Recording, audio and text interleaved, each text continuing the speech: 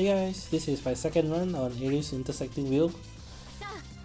The strategy here is actually pretty similar to my Rinoa run that I just uploaded.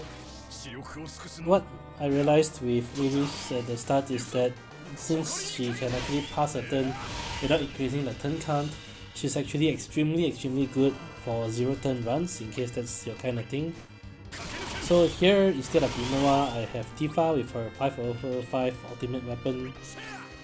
The premise is very simple.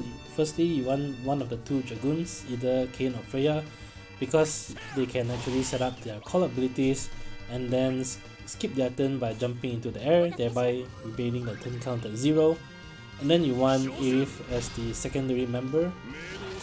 Aerith is quite good because her healing wind can charge the force gauge pretty consistently, and her S2 can also recharge the force gauge, but importantly her S2 is not instant turn, so you can just use her S2 when you're ready to end her turn, and then Tifa can start her turn while the turn count is still set at 0. I did make a couple of mistakes here. I sort of over prioritized launch with the Keiss LD call and the seed rings on Tifa, forgetting that I can't actually go into PT mode with Tifa in a 0 turn run. So on hindsight, you probably will be better off using a Prishe LD call and then replacing Keiss with something else, like a general Leo that should probably do a bit more damage. But the difference is really not too big, and you can still do a 0 turn run. There's a lot of flexibility here. Anyway, after the initial seal evil with Aerith, what I did is bringing the Luna Freya friend, and the Luna Freya friend here is really just to set up both quick and heavy prayers on Tifa so that she can then set up her FR and BT plus for free.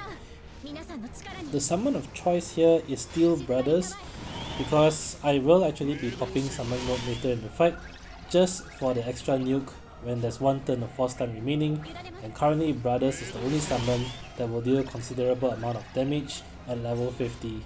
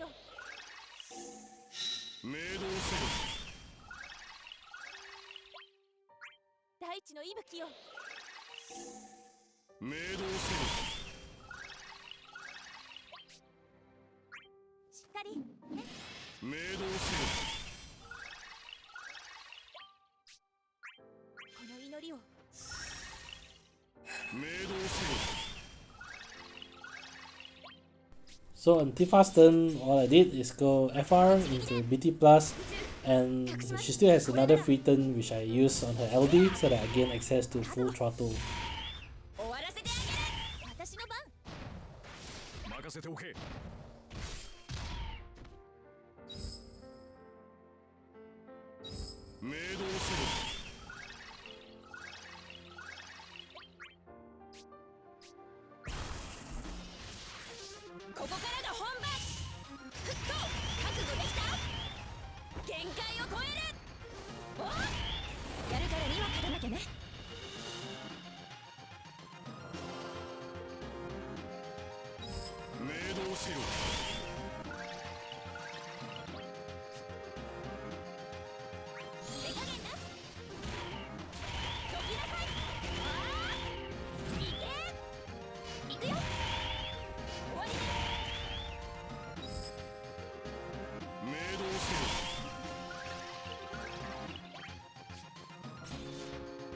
At this point, I'm spamming her S2 battle cry all the way until there's 1 more turn of force time remaining.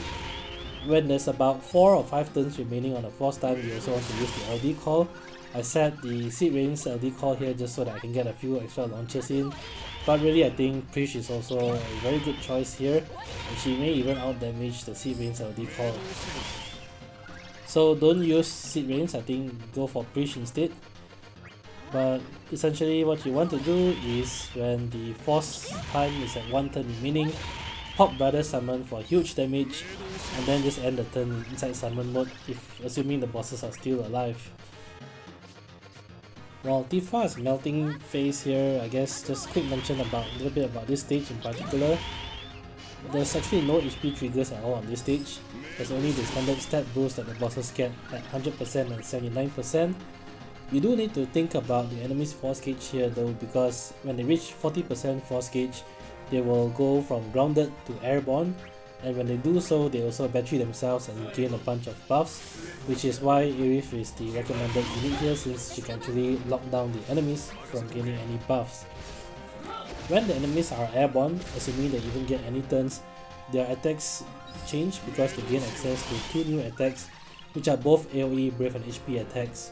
One of them is called Feather Cologne, and that attack can be particularly devastating because it can inflict 1 turn of Charm debuff and 3 turns of Pain debuff, which is why Aerith is also good here because she has debuff evasion. When the bosses go back to 0 force gauge and you can cancel their force time with Aerith's FR, they will go from airborne to ground again and the whole cycle repeats itself.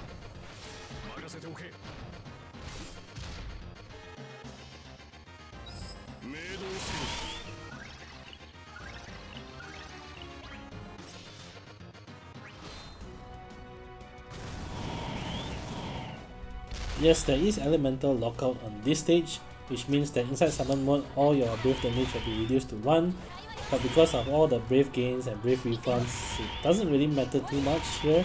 As you can see, what's important is you use brothers for the heavy nuke and 1 turn of force time remaining.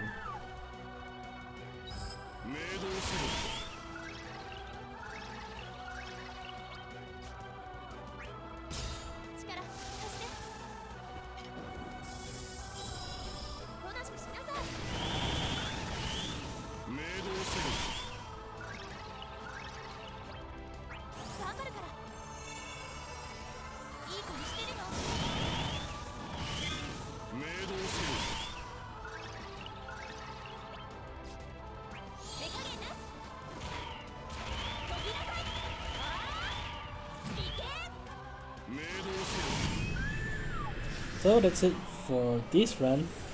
I know it's pretty similar to the Rinoa run, but hey, you know, Aerith works so well in 0 turns that I just have to use her again. Anyway, if you enjoyed the content, do leave a like, comment and subscribe, helps a lot.